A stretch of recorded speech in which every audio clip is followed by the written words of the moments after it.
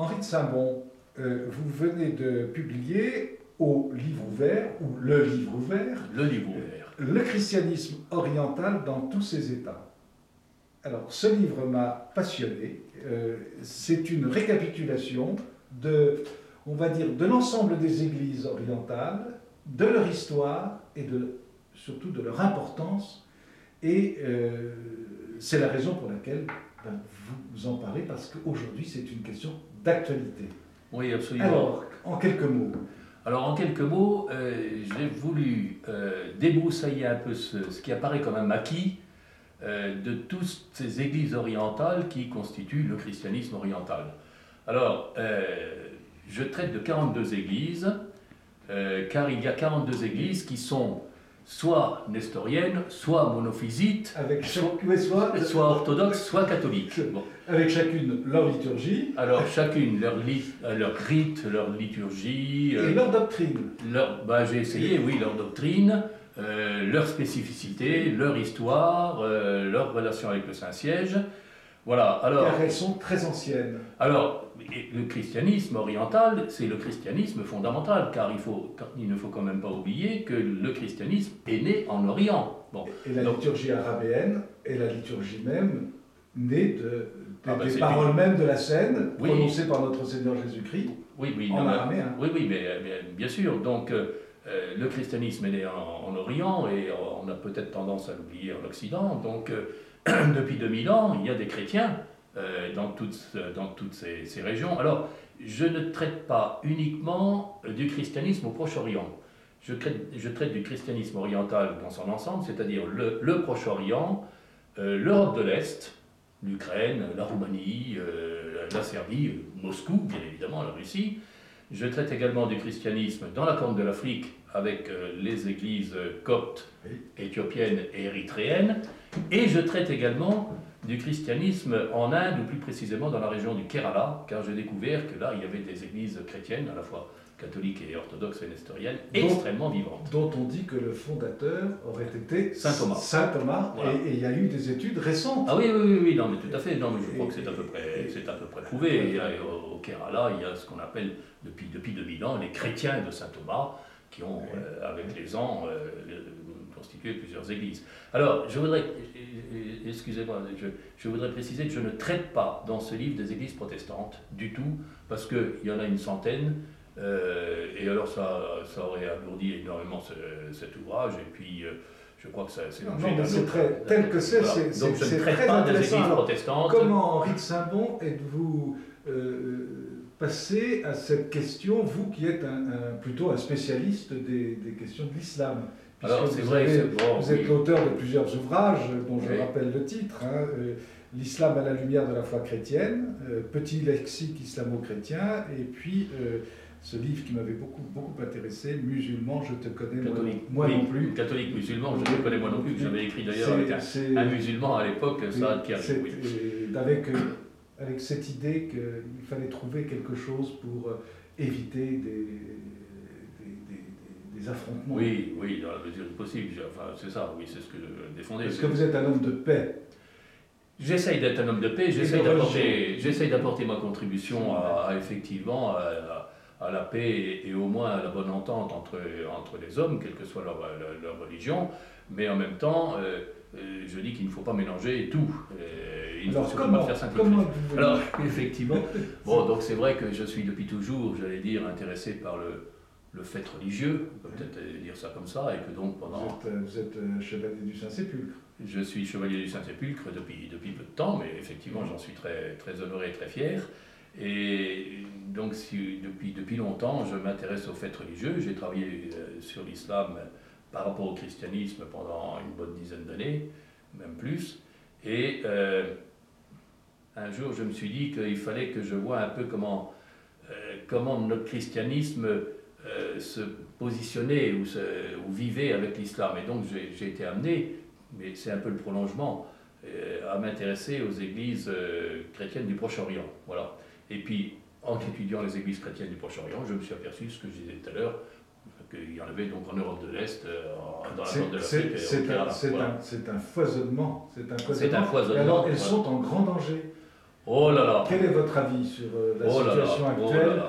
Comment voyez-vous l'avenir? Elles sont en grand danger. Alors, je voudrais dire d'abord que ça fait 2000 ans qu'elles sont en grand danger. Bon. Donc, on est en crise actuellement, elles sont en crise, mais ce n'est pas un phénomène nouveau. Ça fait 2000 ans qu'elles sont maltraitées, persécutées par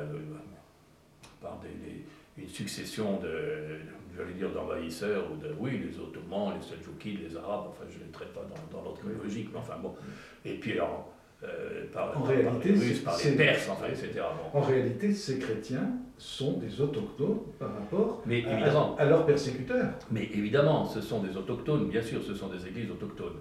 Alors, je suis inquiet à court et moyen terme, je suis très inquiet sur le devenir de ces églises. Je crois que il y a une vraie menace, mais en même temps, je reste confiant à long terme. Alors, le long terme, le temps ne nous appartient pas et le temps humain n'est pas le temps de Dieu, mais je pense vraiment que si ces églises autochtones sont amenées quasiment à disparaître, je pense qu'il y a déjà des germes de nouvelles églises chrétiennes qui émergent de ces propres territoires. Je pense au Proche-Orient.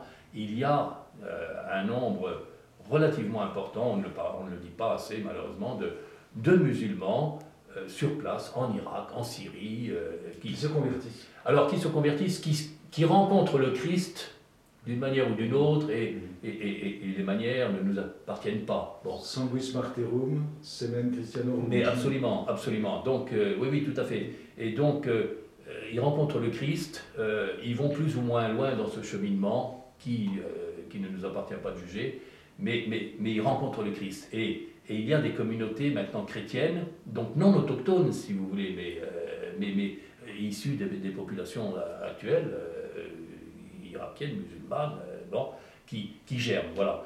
Et je pense qu'on est peut-être à un tournant important de la quasi-disparition de ces églises autochtones, alors peut-être pas toutes, mais il y en a certaines qui sont menacées, je pense à l'église syriaque catholique, ou l'église chaldéenne en Irak, mais il y a des germes pour que se mettent en place de nouvelles églises. Donc à long terme, je suis optimiste, si je suis pessimiste à court et moyen terme, vraiment je crois. Il conviendrait qu'elles restent. Alors, il faut tout faire pour que ces chrétiens restent sur place, bien évidemment. Il faut tout faire pour qu'ils restent sur place. Il faut que nous les aidions par nos prières, par nos actions, par nos secours de toutes sortes. Comme Monseigneur Barbarin en Irak, c'est formidable parce qu'il apporte un souffle dont elles ont besoin.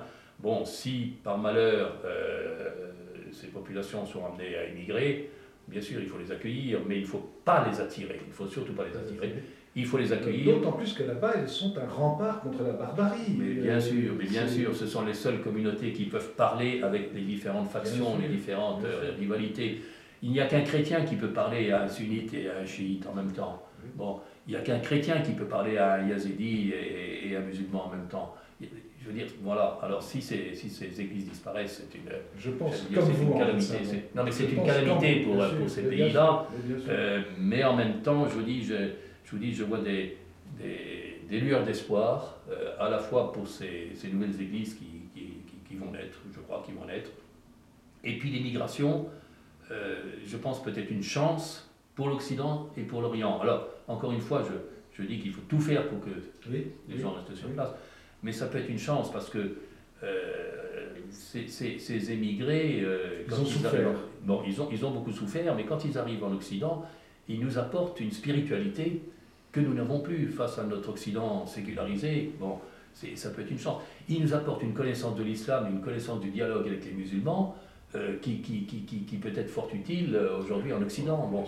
Donc, il y a des lueurs d'espoir. C'est vraiment ça le message que je voudrais diffuser. Les temps sont durs, le court terme et le moyen terme sont dramatiques. On se doit de prier pour ces chrétiens et vraiment les soutenir. Mais à terme, il y a des lueurs d'espoir, vraiment, je crois. Merci Henri de Saint-Bon. Et je vous encourage, prenez connaissance, achetez Le christianisme oriental dans tous ses états, Henri de Saint-Bon, aux éditions Le Livre Ouvert, voilà, et pour la modeste somme de 21 €. Et je crois qu'à l'heure actuelle, tout bon français, tout bon chrétien se doit je me suis de connaître cette question. De faire un livre, je crois, clair et pédagogique. Alors, ce n'est pas un livre pour les grands savants, mais c'est un livre pour les personnes de bonne volonté, voilà, qui se veut pédagogique et clair. Voilà. Merci. Non, c'est moi qui vous remercie.